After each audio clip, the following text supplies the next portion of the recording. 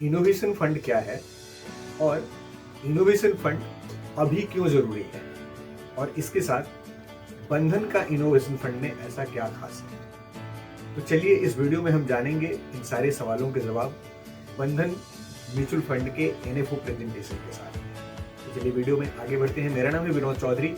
मैं पिछले 18 सालों से फिनांस इंटरमीडिएरी के तौर पर काम कर रहा हूं। मैं एक वॉलेटिलिटी कोच हूं और फाउंडर हूं इन्वेस्टमेंट सेक्टर। तो सबसे पहले मैं आपको बता दूं कि इनोवेशन किसे कहते हैं। इनोवेशन का मतलब कोई डिस्कवरी या कोई टेक्निकल रिसर्च नहीं है, बल्कि इनोवेशन का मतलब है एक ऐसा आइडिया जिसको इम्प्लीमेंट करने से किसी भी कंपनी के प्रोडक्ट्स एंड सर्विसेज की जो ऑफरिंग है उसको बेटर किया जा सके, उसे इनोवेशन कहते हैं। और इस फंड के तहत ऐसे ही इनोवेटिव आइडियाज के ऊपर इन्वेस्टमेंट किया जाएगा। ये एक थीमेटिक फंड है, मतलब ऐसा नहीं है कि ये एक सेक्टरल फंड है, बल्कि थीमेटिक फंड है। इसमें बहुत सारे सेक्टर्स इन्वॉल्व है। तो आगे चल करके हम देखेंगे कि इसमें कौन कौन से सेक्टर्स इन्वॉल्व है। अभी फिलहाल के लिए आपको ये बता दें कि इनोवेशन करने से कंपनीज को क्या क्या बेनिफिट हो सकता है, या कोई भी कंपनी इनोवेशन क्यों करेगी। पहला चीज कि कोई कंपनी अगर इनोवेशन करती है तो उसको एक कॉम्पिटिटिव एडवांटेज मिलता है। दूसरा चीज कि उसका मार्केट शेयर बढ़ता है।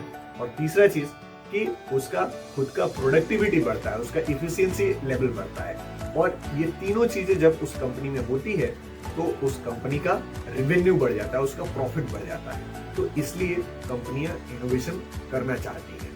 अब बात आती है कि कहां पे इनोवेशन हो रहा है, या कौन कौन से सेक्टर्स हैं जहां पर कि इनोवेशन आ रहा है। यहाँ पर आप देख पाएंगे कि ये एक थीमेटिक फंड है जो कि मल्टीपल सेक्टर्स में इन्वेस्ट कर सकता है। यहाँ पे आप देख सकते हैं फिनांस है, ऑटो एंसिलरीज है, टेक्नोलॉजी है, हेल्थ केयर है, एंटरटेनमेंट है और रिटेल है। इन सभी सेक्टरों में हम इनोवेशन देख सकते हैं, और जहां पे इनोवेशन है ये फंड उस जगह पे इन्वेस्ट करेगा। एक एग्जांपल हम इस तरह से समझ सकते हैं कि फिनेंशियल सेक्टर की एक ब्रोकिंग फर्म जो फुल फ्लेजेड ब्रोकिंग का काम करता था, उसमें इनोवेशन इंप्लीमेंट करने से उसके मार्केट कैप में या फिर उसके बिजनेस में कितना चेंजेस देखने को मिला। आपको बता दूं कि आज से 20 साल पहले जब हम लोग डीमैट अकाउंट खोलने के लिए जाते थे तो डीमैट अकाउंट खोलने का एक बहुत बड़ा फॉर्म आता था। वो उसमें आपको कम से कम 30 से 50 सिग्नेचर करने पड़ते थे, और उसके बाद से वो फॉर्म सबमिट होता था उसके डॉक्यूमेंटेशन के साथ में। फिर वो फॉर्म रिव्यू हो करके और कम से कम 1 सप्ताह लगते थे एक डीमैट अकाउंट खोलने में। और आज डीमैट अकाउंट आप अपने मोबाइल पे खोल सकते हैं, और ई-केवाईसी का प्रोसेस सब कुछ ऑनलाइन हो चुका है। तो डीमैट अकाउंट खोलना आज कितना आसान हो गया है। तो इस ब्रोकिंग फॉर्म ने ई-केवाईसी का प्रोसेस अपनाया डीमैट अकाउंट खोलने के लिए।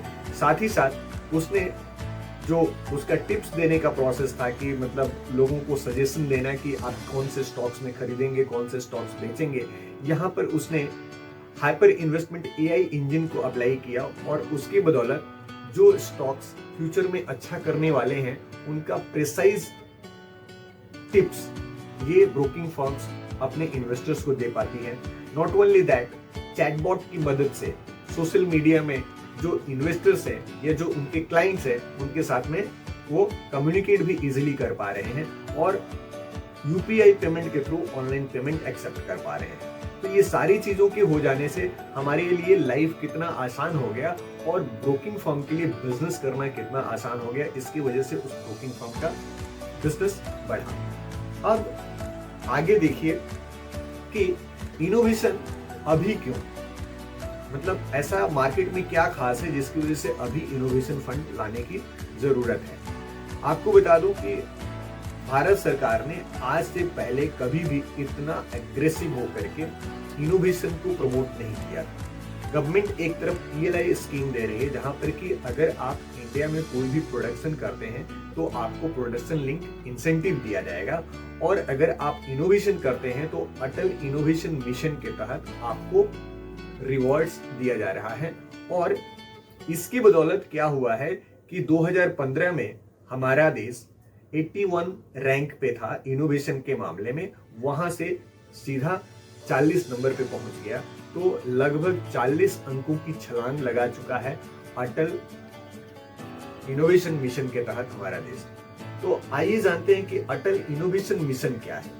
अटल इनोवेशन मिशन के तहत नीति आयोग कुछ ऐसा फ्लैगशिप प्रोग्राम बनाया है जिसके तहत 10,000 से ज्यादा अटल टिंकरिंग लैब्स बनाए गए हैं। टिंकरिंग लैब्स में ऐसा एक जगह है जहां पर कि जो बच्चे मैथ, साइंस और टेक्नोलॉजी को लेकर के जो कुछ भी क्लासरूम में पढ़ते हैं उन्हें एक्सपेरिमेंट करने का स्पेस मिलता है।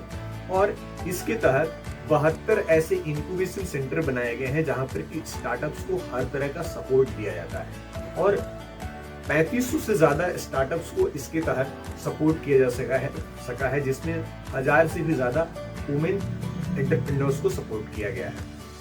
6200 से ज्यादा ऐसे मेंटर ऑफ चेंज बनाए गए हैं, मतलब ऐसे मैंने वॉलंटियर्स लोग जिनको कि एक स्वयं से चाहते हैं कि जो स्टार्टअप्स हैं या जो स्टूडेंट्स हैं नया कुछ इनोवेट किए हैं उसको वो प्रैक्टिकल एक्सपीरियंस में लाना चाहते हैं, तो उनको वो हर तरह का मेंटरिंग कर रहे हैं। तो ऐसे 6200 लोग इसके साथ में काम कर रहे हैं और 24 ऐसे अटल न्यू इंडिया चैलेंज लाए गए हैं जिसके तहत जो भी स्टार्टअप ऐसा कुछ इनोवेट करेगा जो कि यूनिक होगा तो उसको 1 करोड़ रुपए तक का प्राइज मनी दिया जा रहा है। तो ये सारी चीजें इस चीज के लिए प्रमोट कर रही है कि आप इंडिया में इनोवेशन कीजिए, जितना ज्यादा इनोवेट आप करेंगे उतना ज्यादा आपको रिवॉर्ड एंड रिकॉग्निशन मिल सकता है और इसका बेनिफिट देखने को मिल रहा है। आइए एक और एग्जांपल से इस चीज को हम समझते हैं कि मीडिया एंड एंटरटेनमेंट सेक्टर में क्या चेंजेस देखने को मिला है। 2019 की अगर हम बात करें तो 2019 तक हम लोग जो कुछ भी एंटरटेनमेंट के मामले में देखते थे वो या तो टीवी पर देखा करते थे या फिर थिएटर में देखा करते थे। उस जमाने में ओटीटी प्लेटफॉर्म जैसा जो चीज था उसका पेनिट्रेशन लेवल बहुत ही लो था। और अगर हम आज की बात करें तो टीवी और स्क्रीन माने फिल्म को देखना माने थिएटर में जाकर के और टीवी पर प्रोग्राम्स देखना, उससे ज्यादा तक प्रोग्राम हम लोग ओटीटी प्लेटफॉर्म पर देख रहे हैं।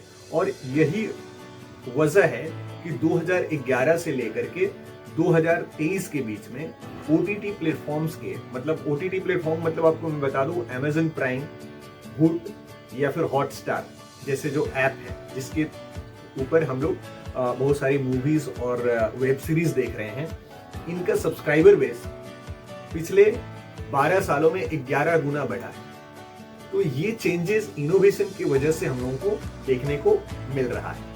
अब आगे सवाल ये उठता है कि बंधन का इनोवेशन फंड क्यों? बंधन के इनोवेशन में ऐसा क्या खास है?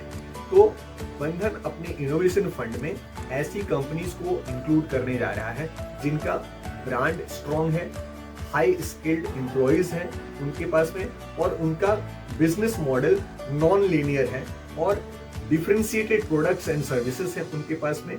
और जो कंपनीज R&D के ऊपर खर्च कर रही मैंने अपना पैसा इन्वेस्ट कर रही हैं, ऐसी कंपनीज के ऊपर ये इन्वेस्टमेंट करने जा रहा है। अब दूसरा चीज आ रहा है कि इसमें एलोकेशन किस तरह का किया जाएगा। इसमें 35 से 45% का एलोकेशन लीडिंग इनोवेटर्स में किया जाएगा और उसके बाद से राइजिंग इनोवेटर्स में 35 से 45% किया जाएगा।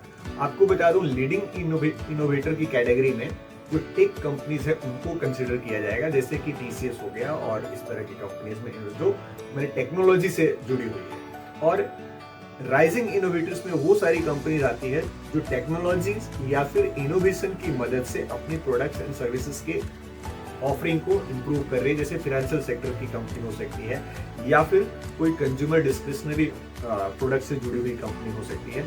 और इसके अलावा जो कोई भी कंपनी इनोवेशन को अपने बिजनेस में इंक्लूड करती हैं वो इमर्जिंग इनोवेटर्स की कैटेगरी में आएंगी और यहाँ पे ये फंड 10 से 30% का एलोकेशन कर सकता है। तो इस तरह से इस पोर्टफोलियो को कंस्ट्रक्ट किया जाएगा। अब थोड़ा सा ये भी समझ लेते हैं कि भाई ये थीमेटिक फंड है तो इसमें रिस्क कितना है। इसमें पहला रिस्क तो मार्केट का रिस्क है कि अगर जिस थीम में इन्वेस्टमेंट किया गया अगर वो थीम चला तो बहुत अच्छा है, नहीं चला तो इसमें रिटर्न कम बन सकते हैं। दूसरा जो प्रॉब्लम हो सकता है वो है कमर्शियल रिटर्न का, कि इसमें रिटर्न का एक्सपेक्टेशन हाई है क्योंकि हाई रिस्क वाला प्रोडक्ट है तो हाई गेन की भी प्रोबेबिलिटी है, लेकिन अगर अगर थीम नहीं चला तो इसमें रिटर्न्स उतना नहीं बन सकते हैं। तीसरा चीज कॉम्पिटिटिव एग्जाम रिस्क है कि हमने इनोवेशन सोच करके किसी एक कंपनी को खरीदा और उसी तरह का उसके जो कंपटीटर्स हैं उन्होंने भी इनोवेशन कर लिया, तो कंपटीशन बढ़ जाने की वजह से हमारा जो इसमें एडवांटेज था कि हमने इनोवेशन में इन्वेस्ट किया है तो उसका बेनिफिट मिलेगा, तो वो इनोवेशन का रिस्क कॉम्पिटिटिवनेस की वजह से वो इनोवेशन का जो रिटर्न था वो नहीं मिल सकता है।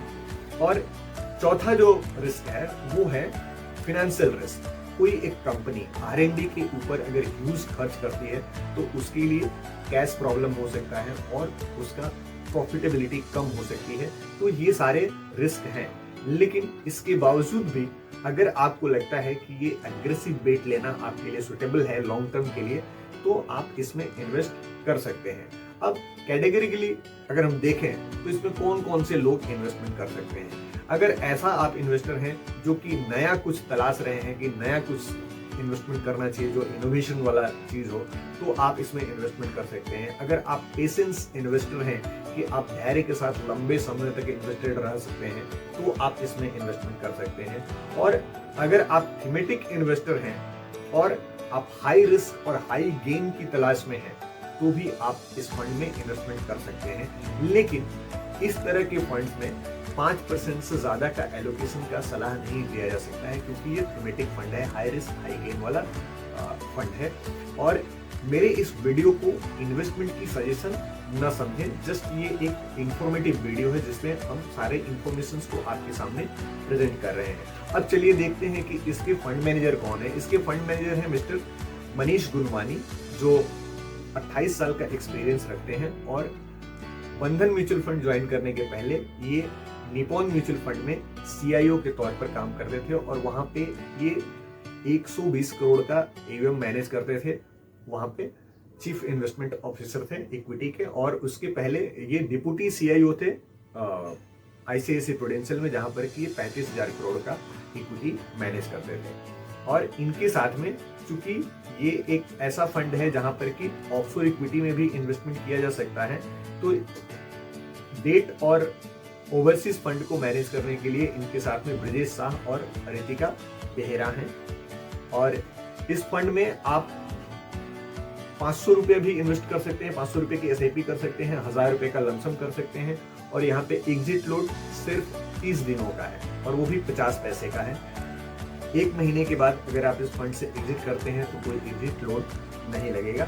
और आप चाहें तो 100 रुपए की SIP भी इस फंड में कर सकते हैं। तो इस वीडियो में इतना ही। मिलते हैं एक नए वीडियो में जहां पर हम आपके साथ में बात करेंगे किसी नए फंड के विषय में या फिर नए आइडिया, इन्वेस्टमेंट आइडिया के विषय में। तब तक के लिए आप स्वस्थ रहें, मस्त रहें। जय Hind. Thanks for watching this.